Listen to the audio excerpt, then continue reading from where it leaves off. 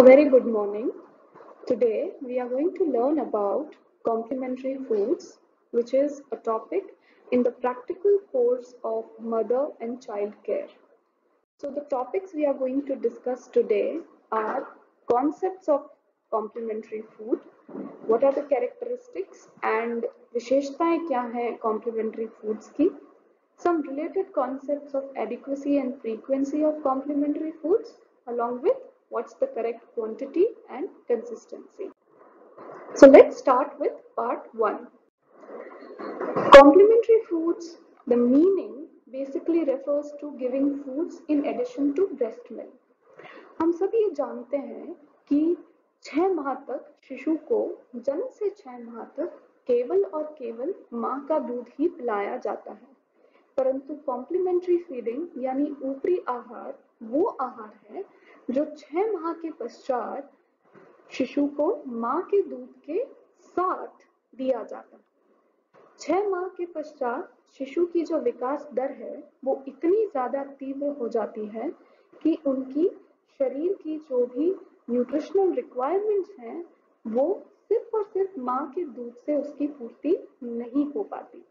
In that case, we need more nutrients which are to be supplied for better growth of the infant. In that case, हमें complementary feeding यानी ऊपरी आहार की शुरुआत करनी चाहिए और करनी होती है।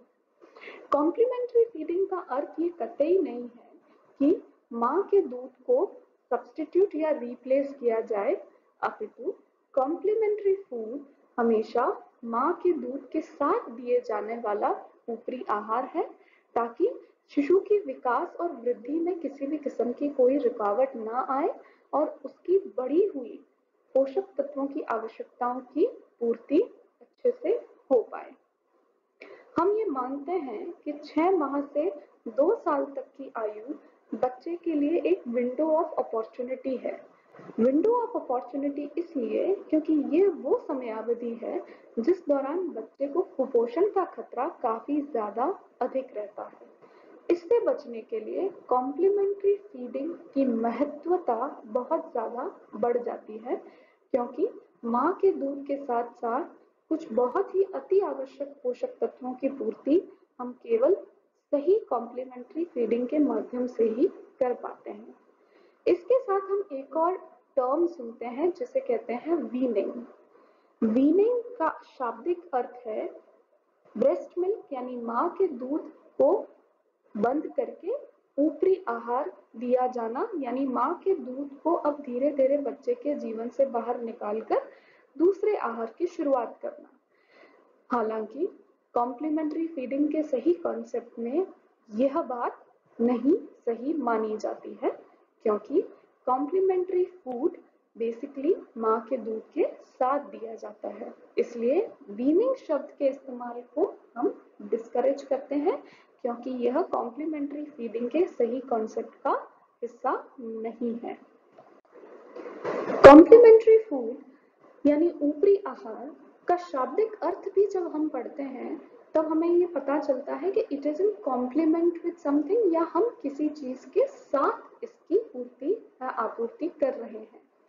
कॉम्प्लीमेंट्री फीडिंग बेसिकली 6 माह के बाद शुरू किया गया वो आहार है जो कि बच्चे की सभी पोषक तत्वों की आवश्यकताओं की पूर्ति सफलतापूर्वक कर पाता है।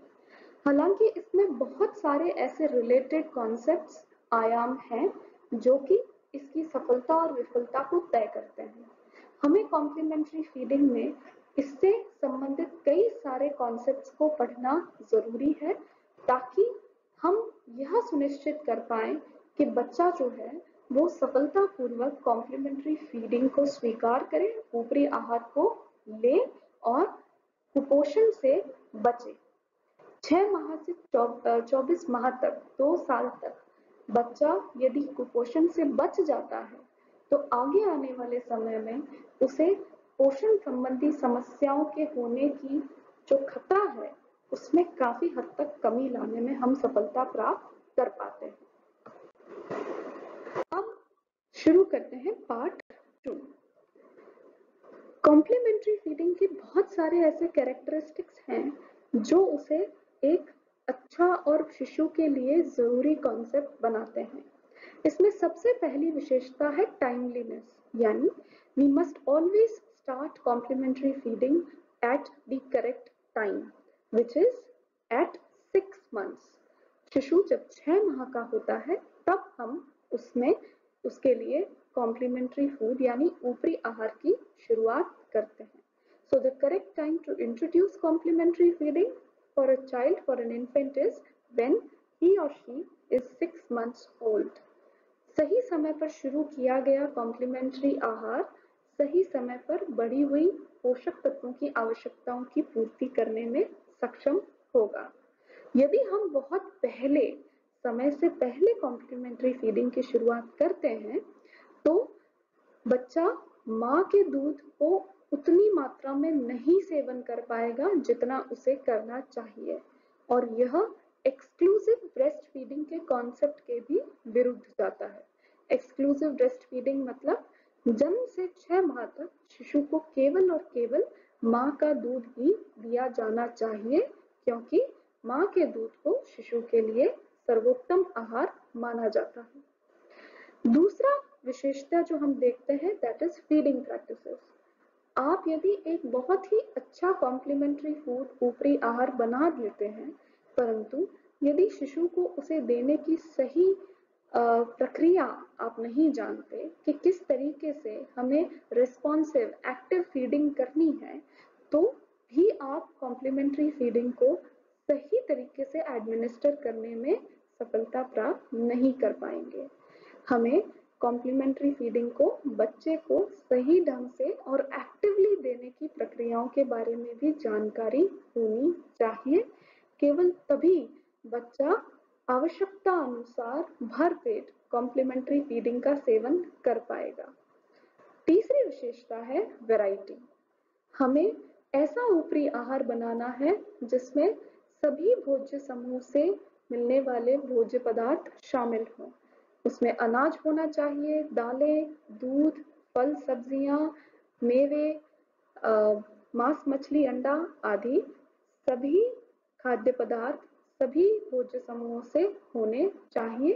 तभी हम यह सुनिश्चित कर पाएंगे कि बच्चे के पास सारे पोषक तत्व उपयुक्त मात्रा में पहुंच रहे हैं और साथ ही बच्चे के लिए कॉम्प्लीमेंट्री फीडिंग में इंटरेस्ट भी डेवलप करने में हम सफलता प्राप्त कर पाते हैं। चौथा विशेषता है हाइजीनिक।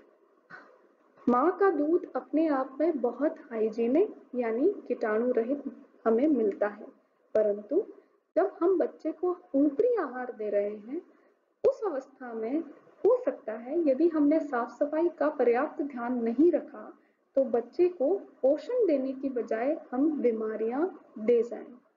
इससे बचने के लिए हमें यह सुनिश्चित करना होगा कि जो भी ऊपरी आहार बन रहा है वो एकदम साफ सुथरे बर्तनों में बने, हाथ एकदम साफ हो। साथ ही बच्चे को ऊपरी आहार खिलाने वाले बर्तन चाहे चम्मच, कटोरी, फल, सब्जी जो भी बच्चे के संपर्क में आ रहा है वो सब कुछ अच्छे से साफ और धुला हुआ होना चाहिए। इसके बाद आता है न्यूट्रिशियस। कॉम्प्लीमेंट्री फीड यदि पौष्टिक है तभी ऊपरी आहार शुरू करने की आप उसमें सफलता प्राप्त कर पाएंगे। जब तक आप ये सुनिश्चित नहीं कर लेते कि कॉम्प्लीमेंट्री फूड पूर्ण रूप से सभी पोषक तत्वों की आपूर्ति कर रहा है, वो भी आवश्यकता अनुसार मात्रा में पूर्ति कर रहा है, तब तक कॉम्प्लीमेंट्री फीडिंग का उद्देश्य सफल नहीं होता। हमें कई सारे पोषक तत्वों के बारे में ध्यान रखने की आवश्यकता होती है, जैसे energy, protein, fat, zinc, vitamin A, iron आदि।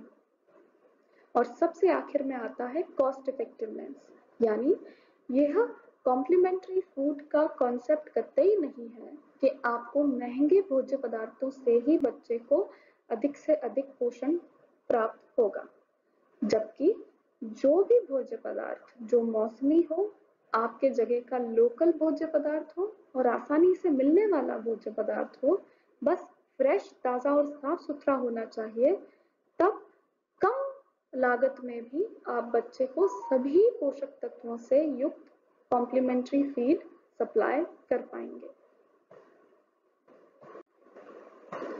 तो ये कुछ विशेषताएं थी जो एक कॉम्प्लीमेंट्री आहार को सफलतापूर्वक एडमिनिस्टर करने में और बच्चे को कुपोषण से बचाने में मददगार होते हैं। हमें सही समय पर कॉम्प्लीमेंट्री फीड की शुरुआत करनी है, हमें एक्टिव और रिस्पॉन्सिव फीडिंग करनी है, जिसके बारे में हम आगे भी बात करेंगे। हमें विभिन्न प्रकार के भोज्य पदार्थों का समावेश हमारे कॉम्प्लीमेंट्री फीडिंग रेजीम में करना है। हमें साफ सफाई का विशेष ध्यान रखना है, सभी पोषक तत्वों की आपूर्ति को सुनिश्चित करना है और सस्ते फल व सब्जी और भोज्य पदार्थों से भी कॉम्प्लीमेंट्री फीडिंग को बनाने का कौशल प्राप्त करना है। Third part includes the related concept of complementary food, that is adequacy, यानी पर्याप्त मात्रा में आपका कॉम्प्लीमेंट्री फूड होना चाहिए। पर्याप्त किस भाव से हम कहेंगे? पर्याप्त क्वांटिटी में भी और पौष्टिकता में भी। पोषण की दृष्टि से देखा जाए तो हमें कुछ मुख्य पोषक तत्वों की आपूर्ति कॉम्प्लीमेंट्री फीड ऊपरी आहार में करनी आवश्यक है। सबसे पहले आता है ऊर्जा, जिसके लिए हम 6 माह से 24 माह तक की जो समयावधि है, जो आयु वर्ग है, उसे हम 3 हिस्सों में बांट देते हैं। 6 से 8 माह, 9 से 11 माह और 12 से 23 माह। इन 3 काल खंडों में हमें अलग अलग रूप से और अलग अलग मात्रा में पोषक तत्वों की आपूर्ति कॉम्प्लीमेंट्री फूड्स के माध्यम से करनी होती है। सबसे पहले जब हम ऊर्जा की बात करते हैं तो हमें तकरीबन 200 किलो कैलोरी प्रतिदिन एक 6 से 8 माह के शिशु को कॉम्प्लीमेंट्री फूड के माध्यम से पहुंचानी है। 9 से 11 माह के बच्चे को 300 किलो कैलोरी पर दिन और 12 से 23 माह की आयु के बच्चे को 550 किलो कैलोरी प्रतिदिन की आपूर्ति होनी जरूरी है। प्रोटीन और वसा भी काफी इंपॉर्टेंट मैक्रोन्यूट्रिएंट्स हैं जिनकी सप्लाई हमें इंश्योर करनी है। फैट जो है वो भोजन को एनर्जी डेंस बनाने में मदद करता है, यानी शिशु की भोजन को सेवन करने की जो क्षमता है वो काफी कम होती है। वयस्कों की तरह शिशु बहुत अधिक मात्रा में भोजन नहीं ले पाता, इसलिए हमें खास तौर पर ध्यान रखना होता है कि हम जो भी कम मात्रा में भोजन शिशु को दे पा रहे हैं वह ज्यादा से ज्यादा पोषक तत्वों की आपूर्ति कर पाए, क्योंकि हम ये जानते हैं कि शिशु की वृद्धि दर जो है वो वयस्कों से कहीं ज्यादा तेज है।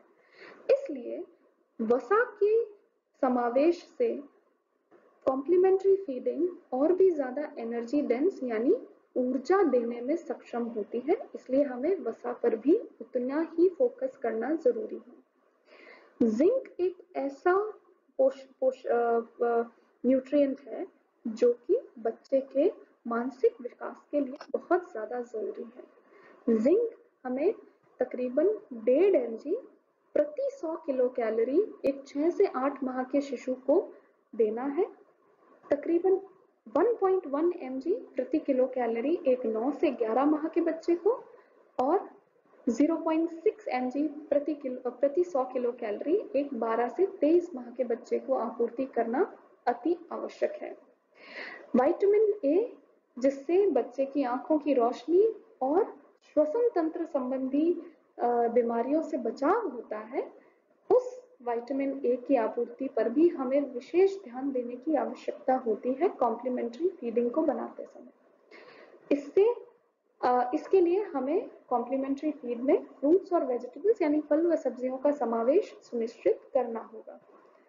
लौह तत्व, फोलेट या आयरन, ये सब हमें बच्चे को कॉम्प्लीमेंट्री फूड के माध्यम से पहुंचाने जरूरी हैं।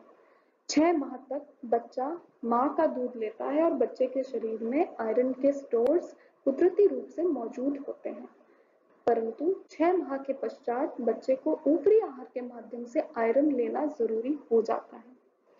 रक्त अल्पता से बचने के लिए, अनीमिया से बचने के लिए 11 माइक्रोग्राम आयरन प्रति 100 किलो कैलोरी एक 6 से 8 माह के शिशु को देना आवश्यक होता है। इसके साथ ही जैसे जैसे शिशु की उम्र बढ़ती है वैसे वैसे इस पोषक तत्व की आपूर्ति की मात्रा भी बदलती रहती है। तो हमें इन सभी पोषक पोषक तत्वों की आपूर्ति को सुनिश्चित करना है ताकि हम कॉम्प्लीमेंट्री फूड की पर्याप्तता, एडिक्वेसी को भी इंश्योर कर सकें। अगली जो रिलेटेड कॉन्सेप्ट है अगला, उसे कहते हैं फ्रीक्वेंसी ऑफ कॉम्प्लीमेंट्री फूड, यानी कितनी नियमित रूप से हमें कॉम्प्लीमेंट्री फूड को बच्चे को देना है। आमतौर पर ये एक बहुत ज्यादा कंफ्यूजन का सोर्स होता है कि बच्चा जो है वो कब कब कॉम्प्लीमेंट्री फूड लेगा और कब माँ का दूध लेगा। यह सही है कि हमें प्राथमिकता हमेशा माँ के दूध को देनी है, परंतु जैसे जैसे बच्चे की उम्र बढ़ती है वैसे वैसे ही हमें ऊपरी आहार की फ्रीक्वेंसी को भी बढ़ाना होगा। वर्ल्ड हेल्थ ऑर्गेनाइजेशन के अनुसार 6 से 8 माह के बच्चे को दिन में 2 से 3 बार ऊपरी आहार अवश्य दें। 9 से 11 माह के बच्चे को 3 से 4 बार ऊपरी आहार का सेवन करना चाहिए और 12 से 24 माह के बच्चे को 3 से 4 बार ऊपरी आहार का सेवन करने के साथ साथ कुछ स्नैक यानी फिंगर फूड्स का भी सेवन करना चाहिए, जो कि दिन में 1 या 2 बार हम बच्चे को दे सकते हैं। 2 से 3 बार, 3 से 4 बार और स्नैक्स के साथ। स्नैक्स का अर्थ ये है कि आप बच्चे को चबाने के लिए कुछ भी, कोई फल का पीस, कोई चपाती का रोटी का हिस्सा या कुछ भी ऐसा भोज्य पदार्थ जिससे बच्चा अपने हाथ से खुद चबा चबा कर खा सके, उसे 12 से 24 माह में ऊपरी आहार के साथ हमें जो है एडमिनिस्टर करना चाहिए। यदि हम इस नियम के साथ और इतनी नियमित रूप से यदि हम कॉम्प्लीमेंट्री फीडिंग बच्चे को उसकी आयु के अनुसार देते रहेंगे तो निश्चित तौर पर बच्चा सही रूप से अपनी सभी बढ़ी हुई पोषण संबंधी आवश्यकताओं की पूर्ति कर पाएगा। अब चलते हैं चौथे हिस्से की तरफ, जिसके अंदर हम बात करेंगे कि कितनी मात्रा में हमें बच्चे को कॉम्प्लीमेंट्री फीडिंग देनी चाहिए। इसमें भी हम उन्हीं 3 कालखंडों में यानी बच्चे के 3 आयु वर्गों में के हिसाब से हम बच्चे की क्वांटिटी ऑफ कॉम्प्लीमेंट्री फूड्स को डिवाइड करेंगे। 6 से 8 साल के बच्चे को तकरीबन दिन में 2 से 3 कटोरी देना सही रहता है। कटोरी आमतौर पर 150 ml की क्षमता का कोई भी आप बर्तन ले सकते हैं। आप अगर कप में बेटर समझते हैं तो कप ले सकते हैं, या फिर आप घर की किसी भी कटोरी को जो तकरीबन 150 ml की क्षमता का होता है, हम उस कटोरी की बात कर रहे हैं। तो 6 से 8 माह तक हमें 2 से 3 कटोरी ऊपरी आहार बच्चे को हर दिन देना चाहिए। इसके साथ ही जैसे जैसे बच्चे की उम्र बढ़ेगी वैसे वैसे ऊपरी आहार की मात्रा में भी हमें बढ़ोतरी करनी है। 9 से 11 माह की आयु के बच्चे को 3 से 4 कटोरी प्रतिदिन और 12 से 23 माह की आयु के बच्चे को 4 से 5 कटोरी प्रतिदिन। अब कटोरी तो एक माप हो जाता है जिससे हम अंदाजा लगा सकते हैं that how much of the complementary food we should be supplying to the child. However, at the same time, we should also keep in mind कि आखिरकार जो भी हम कॉम्प्लीमेंट्री फूड दे रहे हैं उसकी कंसिस्टेंसी कैसी होनी चाहिए, वो कितना ज्यादा तरल या कितना ज्यादा गाढ़ा होना चाहिए। इस कॉन्सेप्ट में जिसमें हम कंसिस्टेंसी की बात करते हैं, यह कंसिस्टेंसी का concept is one of the most important concepts of complementary feeding, क्योंकि ये एक ऐसा आयाम है जिसके अंदर माताओं में सबसे ज्यादा कंफ्यूजन रहता है। हम अगर इस तरीके से समझें कि बच्चा 6 माह तक सिर्फ और सिर्फ माँ का दूध पी रहा है जिसकी कंसिस्टेंसी एकदम पानी की तरह होती है, तो अपनी आयु के 6 माह तक बच्चा सिर्फ और सिर्फ पानी की तरह दिखने वाला और महसूस होने वाला दूध पी रहा है, और यदि हम 6ठे माह से ही बच्चे को सीधा ठोस आहार देना शुरू कर देंगे तो बहुत ज्यादा खतरा इस बात का रहता है कि बच्चा उस ठोस आहार को स्वीकार नहीं करेगा, रिजेक्ट कर देगा। इस रिजेक्शन से बचने के लिए हमें ऊपरी आहार की कंसिस्टेंसी में ग्रेजुअली बदलाव करना चाहिए। ग्रेजुअली बदलाव से अर्थ है कि जब 6 माह की हो जाने पर शिशु को आप ऊपरी आहार एडमिनिस्टर करें, पहली बार इनिशिएट करें, तो वो एकदम कोमल होना चाहिए, सॉफ्ट होना चाहिए और अर्ध ठोस यानी सेमी सॉलिड फॉर्म में होना चाहिए। आप बच्चे को प्योरे किया हुआ या मसला हुआ कोई भी भोज्य पदार्थ दे सकते हैं। इस स्लाइड में जो पिक्चर्स हैं, इसके माध्यम से भी आप देख पाएंगे कि कैसा ऊपरी आहार हमें शुरू करना चाहिए। आप जब कंसिस्टेंसी का पता लगाएं तो एक तरीका ये भी होता है कि चम्मच से यदि आप बच्चे को खिला रहे हैं तो वो अगर आसानी से गिर जा रहा है, then we do not consider it as a good consistency. The food should be thick enough that it doesn't pour out or it doesn't fall out of the spoon. Rather वो इतना थिक होना चाहिए कि वो चम्मच में रहे, पर इतना भी थिक नहीं होना चाहिए, इतना भी ठोस नहीं होना चाहिए कि बच्चे को उसे चबाने में और निगलने में समस्या आए।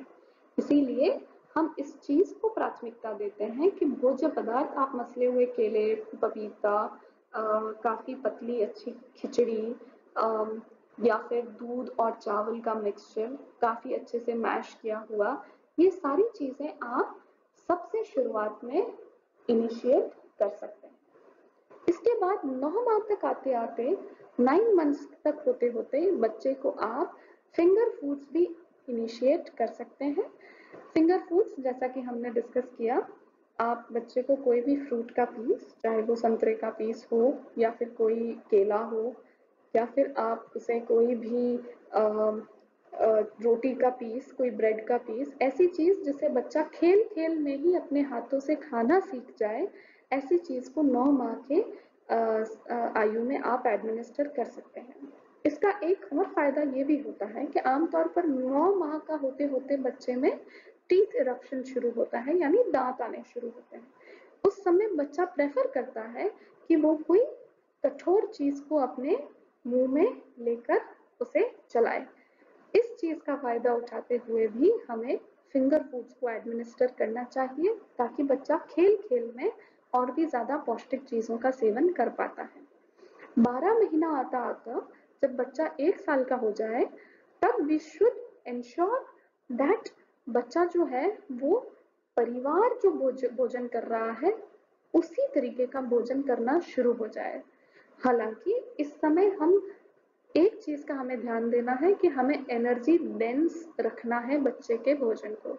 आप चाहे जो भी भोजन घर में बना है उसको आप बच्चे को दे सकते हैं, परंतु उसमें ऊर्जा की मात्रा बढ़ा कर दीजिए, जिसके लिए 2-3 टिप्स होते हैं कि हम उसके अंदर चीनी डाल दें, अगर वो मीठी चीज है तो उसमें गुड़ डाल दें, या फिर हम उसमें ऊपर से घी या तेल डाल दें, ताकि बच्चे का जो भी जितनी भी मात्रा वो सेवन करेगा उसमें ज्यादा से ज्यादा ऊर्जा की आपूर्ति हम कर पाए। तो इस तरीके से हमें कंसिस्टेंसी का ध्यान रखना है, भोजन की तरलता का ध्यान रखना है, ताकि बच्चे में ऊपरी आहार को लेकर एक स्वीकृति यानी एक्सेप्टेंस डेवलप हो और बच्चा अच्छे से काफी वैरायटी ऑफ कॉम्प्लीमेंट्री फूड्स ले सके, so that we can ensure that we are supplying as many nutrients as possible through the complementary feeding regime.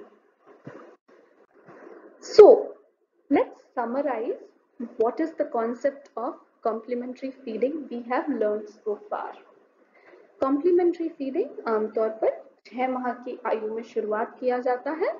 6 माह के पश्चात हम 6 से 2 साल यानी 6 माह से 2 साल तक की आयु में कॉम्प्लीमेंट्री फीडिंग पर जोर रखते हैं, क्योंकि हम उसमें माँ के दूध के साथ साथ ऊपरी आहार जो है उसकी शुरुआत कर देते हैं। बच्चे की आवश्यकता इतनी ज्यादा अधिक होती है क्योंकि बच्चे की विकास दर काफी ज्यादा तेज होती है, और उस बढ़ी हुई आवश्यकता की पूर्ति करने के लिए हमें ज्यादा से ज्यादा पोषक तत्वों की आपूर्ति करना चाहिए, और इसीलिए हम कॉम्प्लीमेंट्री फीड को इनिशिएट करते हैं माँ के दूध के साथ 6 माह की आयु।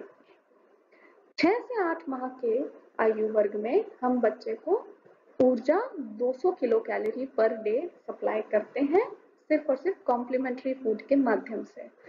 यह कॉम्प्लीमेंट्री फूड गाढ़ा होगा, अर्धठोस होगा और प्योरेड या मैश्ड फॉर्म में होगा, चाहे आप उसे खिचड़ी के फॉर्म में दीजिए या फिर आप तरल दूध के घोल के रूप में दीजिए या फिर आप मसले हुए फल व सब्जी दीजिए। इसकी फ्रीक्वेंसी जो है वो 2 से 3 बारी हर दिन आपको देना चाहिए और आप शुरुआत जो है वो धीरे करें। 2 से 3 चम्मच जो है हर एक फीड में दीजिए।